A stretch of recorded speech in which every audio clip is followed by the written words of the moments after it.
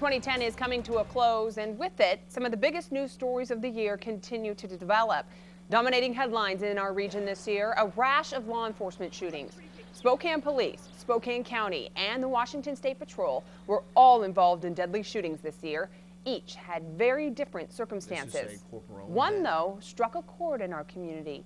The shooting of Spokane Valley pastor and businessman Scott Creach. Deputy Brian Herzl says Creach refused to drop his gun and that he had no choice but to shoot Creach. The Creach family has now hired a private investigator who says that Herzl's story just doesn't add up. KXLY4's Jeff Humphrey is live tonight, and Jeff, the prosecutor still hasn't made a decision on whether this shooting was justified. And Kalai, there is little doubt that the prosecutor's reluctance to make a decision has made the Creach family even more dubious of the way this case has been handled. The actual investigation was complete back before Thanksgiving, but for whatever reason, Steve Tucker has repeatedly delayed stepping up to the plate. 505, correction, 606, I'm code 6. Code 614114 East 4th. I got shots fired, one down, shots fired. Copy, shots fired. Call out a 99. Copy. Respond medics. 99-14114 East 4th.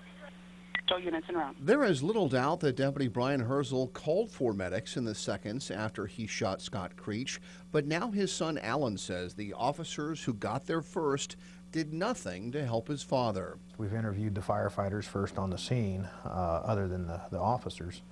And their statement was there was absolutely no evidence of any kind of CPR being given.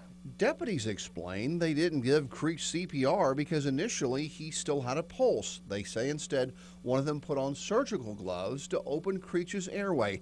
But his son claims nothing else was done until paramedics arrived. There was 7 minutes of time where Dad lay there in the parking lot bleeding out without any kind of aid.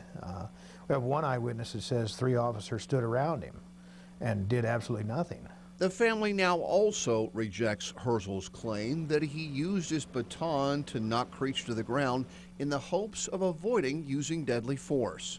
There is no evidence to support a baton, and that's been visited over and over again, and it just didn't happen. Prosecutor Steve Tucker thought the baton issue was so important to the case that in October he asked the State Patrol to test Creach's pants for signs of being struck by a baton. But results from that study were known before Thanksgiving, and the prosecutor's office still hasn't said if the deputy's actions were justified or not. The #1 law enforcement man in the community responsible for upholding the law, he's not done that. And as a result of that, we've not seen just my dad's killing. We've seen a truckload.